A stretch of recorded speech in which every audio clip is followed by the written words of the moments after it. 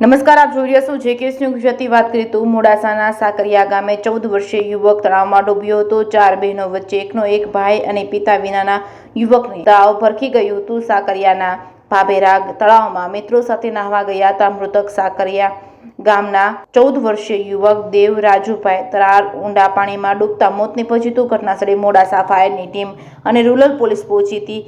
યુવકના મૃતદેહને બહાર કાઢ્યો હતો. ફાયરની ટીમે કેમેરાની મદદથી ઊંડા પાણીમાં ડૂબેલ યુવકના મૃતદેહને બહાર કાઢ્યો હતો. 14 વર્ષીય યુવાનનું મોત નીપજતા પરિવાર પર આપ ફાટ્યું હોય તેવી પરિસ્થિતિ સર્જાઈ હતી. મૃતકના મૃતદેહને પીએમ માટે મોડાસા અર્બન ખાતે ખસેડવામાં આવ્યો હતો. યુવક ડૂબતાના સમાચાર પ્રાપ્ત થતા સાકરિયાના ભાભેરા તળાવ પર મોટી સંખ્યામાં ગ્રામજનો ઉમટ્યા હતા. 14 વર્ષીય દેવ તરારના મોતથી સમસ્ત સાકરિયા ગામમાં શોકનો માહોલ છવાયો છે. જેકેએસ ન્યૂઝ ગુજરાતી સાથે મયુર પોકાર, માલપુર.